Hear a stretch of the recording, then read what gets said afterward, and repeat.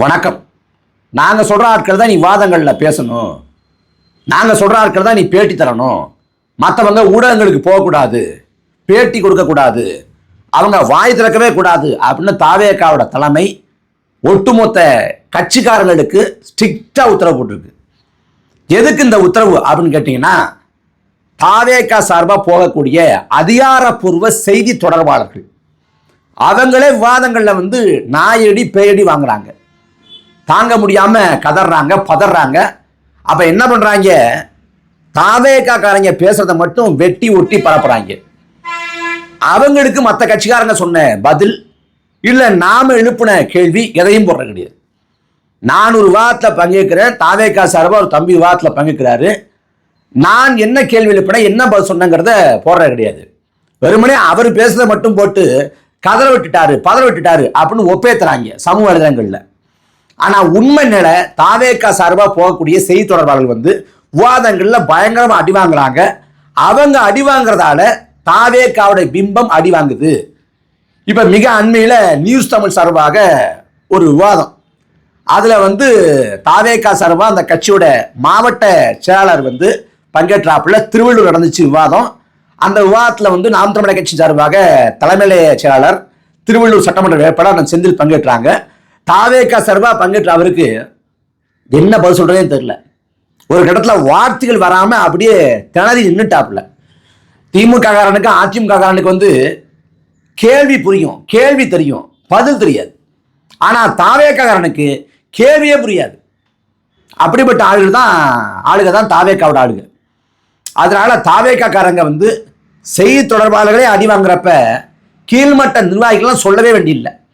அதனால விவாதங்களில் பங்கேற்க வேண்டாம் அப்படின்னு உத்தரவு போட்டிருக்கு. அதை கடந்து தாவேக்காங்கிற கட்சியோட பிம்பம் கொஞ்சம் கொஞ்சமாக உடைந்து கொண்டிருக்கிறது. தாவேக்காங்கிற கட்சி எதுல உயிர் போடு இருக்கு அப்படின்னு கேட்டீங்கன்னா, அவங்களோட கொள்கை கோட்பாடா, செயல்பாடா, மக்களுக்கான களப்பணியா, கருத்தியல் பரப்புரையா, தொடர்ச்சியான அவங்களோட இயக்கமா அப்படிலாம் எதுவுமே கிடையாது. விஜய் நாடறியப்பட்ட நடிகர். அதனால அவர் எந்திரிச்சாலும் நடந்தாலும் இல்லை எங்கேயும் போகாமல் இருந்தாலும் வாகனத்தில் கார்ல முன்ன இருந்து பின்ன மாறி உட்கார்ந்தாலும் எல்லாமே செய்தியாக மாற்றப்படும். அப்ப யாருக்குமே கிடைக்காத மிதமிஞ்சிய ஊடக வெளிச்சம் விஜய்க்கு கிடைக்கிறது. இந்த ஊடக வெளிச்சத்தில் தான் தாவேக்காங்கிற கட்சி உயிர் போட்டு இருக்கு. அந்த ஊடக வெளிச்சத்துல மட்டும்தான். அதே போல 30 ஆண்டு காலமா நடிச்சிருக்காரு விஜய். நடிக்கிறப்பவும் அவர் தமிழ்நாட்டில் பல பகுதிகளுக்கு போயிருப்பார். போறப்ப தூத்துக்குடி விமான நிலையம், மதுரை விமான நிலையம், திருச்சி விமான நிலையம், இந்த விமான நிலையங்கள் வாயிலாக தான் போயிருப்பார். ஆனா அப்ப யாரும் விஜயை பார்த்ததில்லை. ஏன்னா எப்ப போறாரு எப்ப வர்றாரு யாருக்கும் தெரியாது. தமிழ்நாட்டில் 30 ஆண்டு காலமா விஜயை நேரில் பார்த்ததில்லை, திரைப்படங்களில் பார்த்துருக்கான், தொலைக்காட்சிகளில் பார்த்துருக்கான். அப்ப 30 ஆண்டு காலமா திரைப்படத்தில் பார்த்த, தொலைக்காட்சியில் பார்த்த ஆளு நேரில் வருதுங்கிறப்ப அவரை பார்க்கறதுக்கு ஒரு பிரமிப்பு. அதனால அந்த அடித்தட்டு உடைக்கும் மக்கள், சாமானிய மக்கள் எல்லாரும் போய் திரள்றான் அவரை பார்க்கறதுக்கு. அப்ப விஜய்க்கான பிளஸ் அப்படின்னா, விஜய்க்கான நேர்மறையான அம்சங்கள் அப்படின்னா, ஒண்ணு அவர் எங்க போனாலும் கூட்டம் கூடுது, இன்னொன்னு அவர் என்ன பண்ணாலும் ஊடகங்கள் அதை படம் எடுக்குது. இது ரெண்டும் தான். இதை வச்சுதான் அந்த தாவேக்காங்கிற வண்டி 2 ஆண்டு காலமா ஓடுது. அதை கடந்து மற்ற கட்சிகள் போல கள செயல்பாடுகளை தாவேக்கா செய்யவே இல்லை. இப்ப தமிழ்நாட்டில் மாற்று நாங்க தான் ஆட்சி பிடிக்க போறோம் அப்படின்னு சொல்ற கட்சிகள், அதுல விஜயகாந்தோட கட்சி, கமலஹாசனோட கட்சி, இல்ல இன்னும் பிற கட்சிகள் ஒரு தேர்தல் தோல்விக்கு பிறகு அந்த கட்சி மதிப்பிழந்து போகும், செல்வாக்கு இழந்து போகும், கட்சியோட பிம்பம் உடஞ்சு போகும். ஆனா தாவேக்காவை பொறுத்த வரைக்கும் இது வரைக்கும் ஒரு தேர்தலை கூட எதிர்கொள்ளல. அதுக்குள்ள கட்சியோட பிம்பம் சுக்கு சுக்காக உடைந்து கொண்டிருக்கிறது. மற்ற கட்சிகளை பொறுத்த வரைக்கும் அந்த கட்சி தலைவர் பேச பேச கட்சிக்கு செல்வாக்கு பெருகும். ஆனா தாவேக்கா பொறுத்த வரைக்கும் விஜய் பேச பேச செல்வாக்கு குறைந்து கொண்டிருக்கிறது. ஏன்னா விஜய் மக்கள் மத்தியில அம்பலப்பட்டு கொண்டிருக்காரு. அந்நிலை வேலூர்ல பேசுறாரு, வேலூர்ல பேசுறப்ப பேசிட்டே இருக்காரு. திடீர்னு மக்களை என்னை பிரிக்க முடியாது, நகமும் சதையும் போல, உயிரும் உடலும் போல அப்படின்னு உணர்ச்சி பொங்க பேசிட்டு அப்படியே குறுக்க நடுக்கமா நடக்கிறாப்புல, அப்படியே கண் கலங்குறாப்புல, கண்ணில் ஜலம் வச்சுண்டாரு. அந்த காட்சி இருக்கு பாருங்க, அது ஏற்கனவே திட்டமிட்டு வடிவமைக்கப்பட்டிருக்கு. நீங்க அப்படியே ஆவேசமா பேசுறீங்க, பேசுறப்ப திடீர்னு உணர்ச்சி வைப்படுறீங்க, கண் கலங்குறீங்க, அப்புறம் எங்கிட்டு நடக்குறீங்க அப்படின்னு ஏற்கனவே திட்டமிடப்பட்டது. அதை சரியா அரங்கேற்றம் பண்ணாப்புல அந்த இடத்துல. ஆனா விஜய்க்கு கண்ணீர் வந்துச்சே ஒழிய பார்க்குற யாருக்கும் எந்தவித உணர்ச்சியும் வரல. ஐயோ அழுகிறாரே அப்படின்னு வரல. அதாவது கரூர் மரணம் நடந்து அதுக்கு பிறகு மலேசியாவில் போய் நடந்தபடியாச்சு. நான் செப்டம்பர் 27 மரணம், டிசம்பர் 27 மலேசியாவில் நடந்தோம், அதெல்லாம் பண்ணியாச்சு. இப்போ திடீர்னு அதுக்கு பிறகு பிப்ரவரி மாதம் கரூர் மரணத்தை நினைச்சு அழுகுறாராம். என்னென்ன நாடகம், என்னென்ன பித்தலாட்டம், என்னென்ன ஏமாற்று வேலை, அப்படி அழுதெல்லாம் அப்படியே போட்டு பார்த்தாப்புல, சீன் போட்டு பார்த்தாப்புல. ஒன்று கதைக்காகல தமிழ்நாட்டு மக்கள் வந்து அந்த பேச்சை ரசிக்கவும் இல்லை. கடைசியாக பார்த்தா தாவேக்கா ஆதரவு வட்டத்துலையும் சரி, தாவேக்காவை கொண்டாடக்கூடியவங்க கூட இந்த பேச்சை எடுக்கலைங்க அப்படிங்கிறாங்க. பத்திரிகையாளர் வந்து அந்த பேச்சில் ஒன்றும் சுவாரஸ்யம் இல்லை, எப்பயும் போல அதே மாதிரி பேசுறாரு, பேச்சில் ஒன்றுமே இல்லை. அப்புறம் பாஜக விமர்சிக்க தயங்குறாரு. அந்த கட்சியோட அருண்ராஜே வந்து பாஜக தான் பண்ணுது, சிபிஐ வச்சுக்கிட்டு தணிக்கை வரையத்தை வச்சுக்கிட்டு பாஜக பழி வாங்குது, மிரட்டுது, அச்சுறுத்துன்னு சொன்ன பிறகு கூட விஜய் கண்டிக்க மாட்டேங்கிறாரு, விஜய் பாஜகவுக்கு பயப்படுறாரு அப்படின்னு சொல்ல தொடங்கிட்டாங்க ஒவ்வொருத்தரா. அப்ப அந்த பேச்சு எல்லாருக்கும் தெரியும். இங்க 2 பேருக்கு தான் போட்டி, ஒன்னு டிஎம்கே, இன்னொன்னு டிவிகே அப்படின்னு பேசுவாப்புல. அதுக்கு முன்னாடி என்ன இப்படி சொல்றாங்க, என்ன அப்படி சொல்றாங்க, என்ன அது பண்ணிட்டாங்க, என்ன இது பண்ணிட்டாங்க பாப்புல. அதாவது விஜய் வீட்டை விட்டு வெளில வர மாட்டேங்கிறாருங்கிற விமர்சனம் எல்லாருக்கும் உண்டு. ஏன் அந்த கட்சிக்காரர்களுக்கு விஜய் ஏன் இவ்வளவு தீவிரமா இறங்க மாட்டேங்கிறாப்புல, இன்னும் எலைட் பாலிடிக்ஸை பண்றாப்புல, இப்படிதான் பண்ணக்கூடாது அப்படிங்கிறாங்க. பொதுவான மக்கள் மத்தியில் வந்து ஒரு பண்ணையாரு அப்படிங்கிற ஒரு கருத்து உண்டு. அதனால நான் வீட்டை விட்டு வெளில வருவேன், நீ களத்துல நிற்பேன், மக்களோட தான் நிற்பேன் அப்படின்னு சொல்லுவாருன்னு பார்த்தா 2 கூட்டங்கள்ல விளக்கம் கொடுத்தாப்புல. என்ன விளக்கம் கொடுத்தாரு? என்ன வீட்டை விட்டு வெளில வர சொல்றாங்க, தேர்தல் சமயத்துல ஒவ்வொரு வீட்டுல இருந்தும் ஒரு விஜி வெளில வருவாங்க அப்படின்னாப்புல. அப்ப நீங்க வெளில வர மாட்டீங்க. அடுத்ததான் சொன்னாப்புல, என்ன சொன்னாப்புல, தமிழ்நாடு தான் என் வீடு. அப்ப நான் வந்து அப்பயும் அர்த்தம் ஆகுதுன்னா அப்பயும் வீட்டுக்குள்ள இருக்காருன்னா அர்த்தமாகுது. ஆனா உருட்டு விட்டுனாப்புல தமிழ்நாடு தான் என் வீடுன்னு.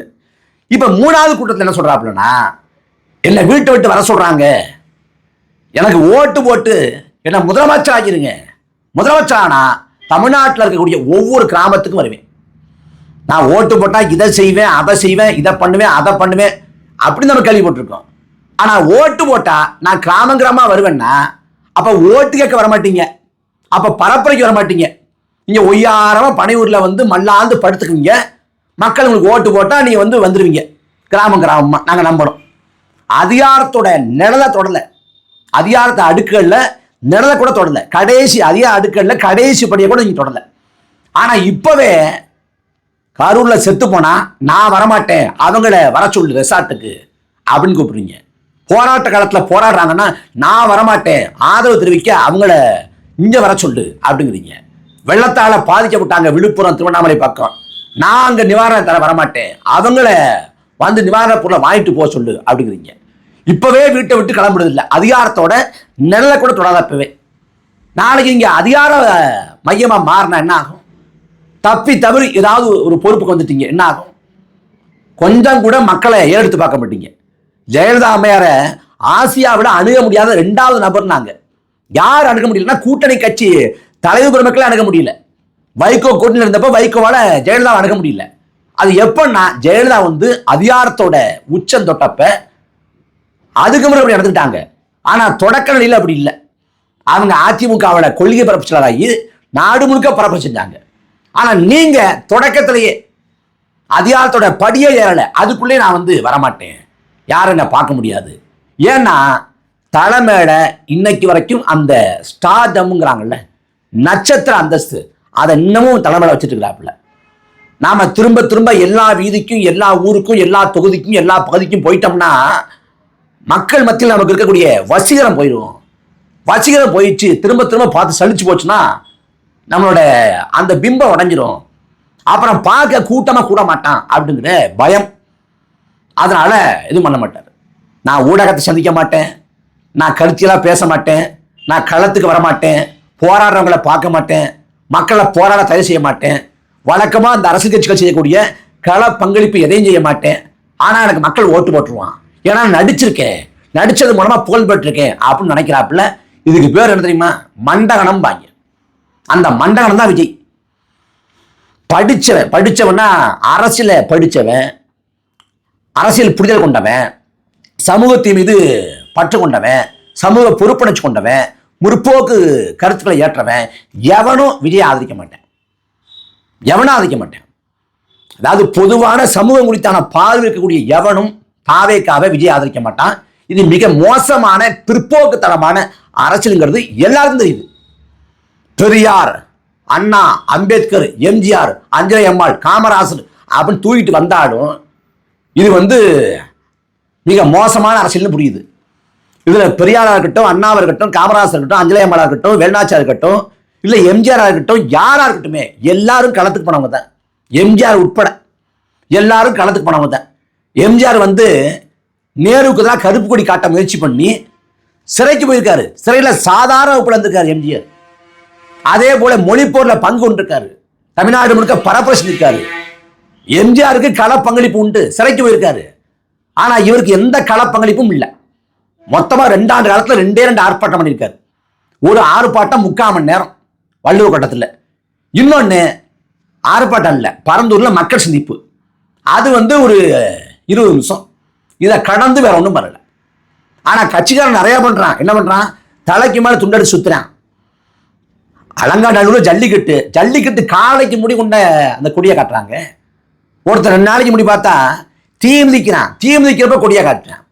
திருச்செந்தூர்ல சாமியை கும்பிட போனா அங்க ஒருத்தன் கொடியை காட்டுறான். படம் பார்க்க போனா அங்க காட்டுறான். என்னமோ நாட்டில் ஒரே ஒரு கட்சி இருக்க மாதிரியும் அது தாவேக்காங்கிற மாதிரியும் எல்லாம் ஆர்வ கோளாறுகள். மற்ற கட்சிக்காரன் வாங்கின போனா டிவிக்கேன்னு கத்துறது, எல்லா இடத்தையும் கத்துறது, எல்லாம் ஆர்வ கோளாறுகள். முதல் காட்சி பார்க்க போற மாதிரியே விவாதங்களுக்கு வந்துடுறாங்க. வந்துட்டு கத்துறது, விசில் அடிக்கிறது, சின்ன தவிர விசிலா கொடுத்துட்டாங்களா விசில் அடிக்கிறது எல்லாம் கொஞ்ச நாள் தான். இன்னும் 2 மாசம் தான். அப்புறம் மொத்த விசில் சத்தமா அடங்கிடும். இந்த பிரெஞ்சு படத்துல ஒரு நகைச்சுவை வரும். அதாவது ரமேஷ் கண்ணா விசில் அடிப்பார். விசில் அடிக்க தெரியுமா உனக்கு அப்படின்னு கேட்பாப்புல சூர்யா ரமேஷ் கண்ணா கிட்ட. அதெல்லாம் தெரியும்டா போடா அப்படின்பாரு. ஆனா ரமேஷ் கண்ணா விசில் அடிப்பாரு, அப்படியே விசில் அடிக்கிற மாதிரி முகபாவனையை பண்ணுவாரு. காத்து வறுமையுடைய சத்தம் வராது. அந்த மாதிரி 26 தேர்தல் முடிஞ்ச பிறகு காத்து வறுமையுடைய சத்தம் எல்லாம் வரப்போறதில்லை. இது ஒரு பக்கம். தேர்தலுக்கு முன்பாகவே கட்சி தனது நம்பகத்தன்மையை, தன்னோட மதிப்பை, தன்னோட செல்வாக்கை இழந்து விட்டது அப்படின்னு சொல்லலாம். அதே சமயத்தில் தேர்தலுக்கு முன்பாகவே நாம் தமிழர் கட்சி தன்னோட செல்வாக்கை பன்மடங்கா பெருக்கியிருக்கு. இந்தியாவில் ஒரு அரசியல் கட்சி வெற்றி பெறாம 4 பொது தேர்தலை தோல்வி அடைஞ்சு அதுக்கும் கூட தாக்கு பிடிச்சு மேலே எழுந்து வருது அப்படின்னா ஒரே கட்சி நாம் தமிழர் கட்சி மட்டும்தான். திருச்சி நடைபெற்ற மாற்றத்தை விரும்பும் மக்களின் மாநாடுங்கிற அந்த மாற்றத்திற்கான மாநாடு மிகப்பெரிய தாக்கத்தை, மிகப்பெரிய அதிர்வடைய தமிழ்நாடு முழுக்க ஏற்படுத்தியிருக்கு. அந்த கூட்டத்தில் மிக குறைந்தது 5 லட்சம் மக்கள் கூடினாங்க. மாநாடு எல்லா கட்சியும் போடுது. திமுக வாரத்துக்குள்ள மாநாடு போட்டு கொண்டிருக்கு. அதிமுக மாநாடு போடுறாங்க. திமுக அதிமுக கூட்டணி கட்சியில் மாநாடு போடுது. ஆனா அந்த மாநாடெல்லாம் ஆட்களை திரட்டுவாங்க. அந்த ஆட்கள் ஆர்ப்பரிப்பாங்க. கூட்டம் முடிஞ்ச பிறகு கரும்பை போய் இழுப்பான், இல்ல வாழைத்தாரம் எடுப்பான், இல்ல உப்பு பாக்கெட் எடுப்பான், இல்ல தண்ணி எடுத்துட்டு போவான், இல்ல அரிசி முட்டையை தூக்குவான். இப்படி எல்லாத்தையும் பண்ணுவான். திமுக அதிமுக மாநாடுகள்ல இல்ல உட்காந்துட்டு ரம்யாட்டம் போடுவான். மாநாட்டில் உட்காந்து ரம்யாட்டம் போடுவான். திமுக மாநில சுயாட்சிக்கு மாநாடு போடுது சேலத்துல. அங்க பார்த்தா ரம்யாட்டம் போட்டு உட்காந்துருக்கேன். எனக்கு ரம்யாட்டம் போட்டலாம் வியப்பு இல்லை. மாநாட்டுக்கு போனா ரம்யாட்டம் போடலாம், நமக்கு கம்பெனிக்கு ஆள் வருவாங்கன்னு அவன் கணக்கு பண்ணி அந்த சீட்டு கட்டை கொண்டு போயிருக்கான் பாருங்க. அவன் எத்தனை மாநாட்டில் சீட்டாட்டம் ஆடிருப்பான், எவ்வளவு கடலாம் ஆடிருப்பான். அப்படிதான் நடக்குது. அவங்க மாநில சுயாட்சி, மத சார்பு, ஜனநாயகம் காப்போம் அப்படின்னு என்ன பேர் வச்சாலும் மாநாடுங்கிறது வெறும் கூட்டத்தை கூட்டி தலைக்கு விலை பேசுறது தான். கூட்டணி கட்சிகளாக இருக்கட்டும், இல்லை திமுக இருந்தால் ஒரு கருத்துருவாக்க அரசியல், நாங்கள் தான் வெளில போகிறோம் அப்படின்னு ஒரு கருத்துருவாக்க அரசியலுக்கு தான். ஆனால் நாம் தமிழர் கட்சியோட மாநாடு கொள்கை பிரகடன மாநாடு. நாம் தமிழர் கட்சியோட மாநாடு போர் முரசு கொட்டக்கூடிய மாநாடு. நாம் தமிழர் கட்சியோட மாநாடு ஜனநாயக போருக்கான பேரறிவிப்பு செய்யக்கூடிய மாநாடு. நாம் தமிழர் கட்சியோட மாநாடு வெற்றி பெற போறோம்ங்கிற அந்த வெற்றியை சொல்லக்கூடிய மாநாடு. 5 லட்சம் பேருக்கு உண்ணாங்க. மிக குறைந்தது 5 லட்சம், குறைவாச்சுக்கும் 5 லட்சம். 5 லட்சம் பேரும் ஒரே அலைவரிசை இல்லை, ஒரே மாதிரி கட்டுக்கோப்போட, ஒழுங்கோட, நேர்த்தியோட எந்த சலசலப்பும் இல்லாம, சச்சரவும் இல்லாம, எந்தவித கூச்சல் இல்லாம, இடையூறு இல்லாம பொதுமக்கள், குழந்தைகள், மாற்றுத்திறனாளிகள், முதியவர்கள், பெண்கள் அப்படின்னு எல்லா தரப்பு மக்களும் அப்படி வந்து கலந்துக்கிட்டு அப்படி கலைஞ்சு போனாங்க. நாற்காலி அவங்களே அடிக்க வைக்கிறாங்க. குப்பை கிடக்குதா அவங்களே எடுத்து துப்புரவு பணிச்சுறாங்க. எல்லாருக்கும் தண்ணி கொடுக்கப்படுது. தண்ணியை குடிச்சு கொண்டு சரியான இடத்துல வைக்கிறாங்க. அங்க வந்து புத்தக கடை போடப்பட்டிருக்கு. புத்தக கடைகள்ல புத்தகம் வாங்குறாங்க. புத்தகம் வாங்க முடியல, இணைய சிக்கலா இருக்குது, இணையம் வந்து தடைபட்டு போச்சுன்னா நீங்க புத்தகம் வாங்கிட்டு போங்க, நாளைக்கு காசு கொடுத்தா போதும், நீங்க படித்தாலே வாங்குறீங்க, நீங்க வாங்கி கொண்ட படிங்க, காசு கூட அப்புறம் கொடுத்துக்கலான்னு அண்ணன் சரவணன் தங்கப்பா இலவசமா கொடுத்தாங்க. இலவசம்னா நம்பிக்கை அடிப்படையில் கொடுத்தாங்க. அடுத்த நாள் எல்லாம் புத்தகத்தை வாங்கிட்டு போய் அண்ணா புத்தகத்தை பெற்றுக்கொண்டேன் அப்படின்னு எல்லாரும் கூகுள் பேல காசை போடுறாங்க. இப்படிப்பட்ட உறவு பிணைப்பு எங்க உண்டு? எந்த மாநாட்டிலாவது ரத்த தானம் நடக்குதா? எந்த மாநாட்டில்? நாம் தமிழர் கட்சி மாநாட்டில் மட்டும்தான். ஏன் திமுக மாநாடு, அதிமுக மாநாடு, தாவேக மாநாட்டில் ரத்த தானம் பண்ண முடியாது. ஏன்னா குடிச்சிருக்கலாம், குடிச்ச ரத்தத்தை வாங்க முடியாது. ஆனா நாம் தமிழர் கட்சி கூட்டத்தில் மதுவின் வாசனை இல்லாத கூட்டம், காசு கொடுத்து கூட்டாத கூட்டம், திரை கவர்ச்சி கூடாத கூட்டம்.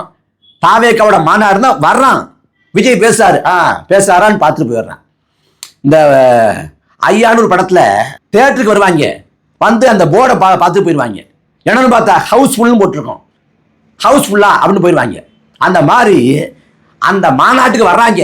ராம்வாக்கு விஜய் நடந்து வர்றாரு, பாட்டு ஓடுது, அதை பார்க்குறாங்க, போயிடுறாங்க. இல்லை விஜய் பேசிட்டு இருக்காரு, மூஞ்ச பார்க்குறாங்க, போயிடுறாங்க. ஆனால் நாம் தமிழர் கட்சி மாநாட்டில் 1.5 மணி நேரம் அண்ணன் சீமான் பேசுறாங்க. முழுதுமா பேச்சை கேட்குறான், உள்வாங்கிறான். எந்த இடத்துல வந்து உணர்ச்சி பூர்வமான தருணம் இருக்கோ ஆறு பொறிக்கிறான். அந்த அண்ணனோட பேச்சு முடியுது. அப்புறம் வேட்பாளர் அறிவிப்பு அண்ணன் அறிவிக்கிறாங்க. ஒவ்வொருத்தரையும் பார்த்துட்டு கை தட்டுறான். அதுவும் முடிஞ்சிருது, நாக்காளி அடிக்க வைக்கிறான். அதுவும் அடிக்க வச்ச பிறகு அக்கம் பக்கத்தில் இருக்கக்கூடிய கட்சி உறவுகள்கிட்ட வந்து நாங்கள் போயிட்டு வர்றோம், அடுத்த கூட சந்திப்போம், நல்லபடியா பார்த்து பத்திரமா போங்க, உங்க தொகுதியில வேலைகளை செய்யுங்க அப்படின்னு பரஸ்பரம் நலம் விசாரிச்சுட்டு பயணம் சொல்லிட்டு கிளம்புறாங்க. அப்படி போறப்ப அவங்களே சாப்பாடை தயார் பண்ணி கொண்டாந்து ஒரு ஓரமாக உட்காந்து சாப்பிட்டுட்டு அவ்வளவு ஒழுங்கு, அவ்வளவு நேர்த்தி. காவல்துறைக்கு ஒரு வேலையும் இல்லைங்க, காவல்துறைக்கு எந்த வேலையுமே கிடையாது. காவல்துறை வந்து அவங்க போய் புத்தகத்தை பார்த்துட்டு இருக்கிறாங்க. ஏன்னா வேலை இல்லை, எந்த சிக்கலும் இல்லை அவங்களுக்கு. இல்லை நாற்காலியில் உட்காந்து ஓய்வு எடுக்கிறாங்க, இல்லை அவங்க இளைப்பாரி கொண்டிருக்காங்க. இப்படி எந்த மாநாட்டில் உண்டு? இந்த மாநாட்டில் பத்திரிகைக்காரங்க இல்லை, திமுக அதிமுக காரங்க கூட பார்த்து வியந்து போறாங்க, மனம் திறந்து சில பேர் பாராட்டுறாங்க உளப்பூர்வமா. அப்ப நாம் தமிழர் கட்சி இந்த மாநாட்டுக்கு பிறகு இவ்வளவு நாட்களாக 2 ஆண்டா கட்டியிருப்பாங்க இல்ல, நாம் தமிழர் கட்சி அவரு போறாரு, இவரு போறாரு, சுவர் போறாரு, கட்சி வந்து உடையுது, காலியாகுது, கூடாரம் ஒன்றும் இல்லாம காலியாகி கொண்டிருக்கு, கூண்டோடு காலின்னு எல்லாத்தையும் ஒரு மாநாடு சுக்குநூறாக உடைத்து விட்டது. நாம் தமிழர் கட்சி போடி எவ்வளவு பெரிய படை இருக்குது. அதுவும் திமுக அதிமுக சொல்லுது, எங்களால கூட இப்படிப்பட்ட மாநாடுலாம் நடத்த முடியாது, இதெல்லாம் அசாத்தியம்ங்க அப்படின்னு வியந்து போறாங்க. அப்ப களத்துல அண்ணன் சீமான் முந்தி கொண்டிருக்கிறார், மற்ற உதிரிகளும் எதிரிகளும் பிந்தி கொண்டிருக்கிறாங்க. அதனால முன்பே சொன்னது போல தாவேக்காவை நாங்க களத்துல வீழ்த்த மாட்டோம், களத்துக்கு முன்பே வீழ்த்துவோம். களத்துல இந்த திராவிட கட்சிகளை வீழ்த்தி அதிகாரத்தை நோக்கி நகருவோம். அதை சொல்லக்கூடிய மாநாடு தான் நடைபெற்று முடிந்த மாற்றத்தை விரும்பும் மக்களின் மாநாடு. அந்த மாநாடு வெற்றி பெற்று விட்டது என்பதற்கான சான்று என்னன்னா, தமிழ்நாடு முழுக்க அந்த மாநாட்டுக்கான அதிர்வு ஏறக்குறைய 5 நாட்கள் கடந்தும் இன்னைக்கு வரைக்கும் பேசுபொருளா இருக்கிறதா. அதனால ரசிகர் மன்றம், திரை கவர்ச்சி அப்படின்னா அது வந்து கரைஞ்சு போகும், உடஞ்சு போகும். ஆனா கொள்கை கோட்பாட்டின்படி கட்டமைக்கப்பட்ட ஒரு கூட்டம் என்றைக்கும் சிதறி போகாது, பதறி போகாது. மாறாக முன்னேறி அதிகாரத்தை நோக்கி நகர்ந்து அரியணை ஏறும். அது உறுதியாக 2026 நடக்கும்.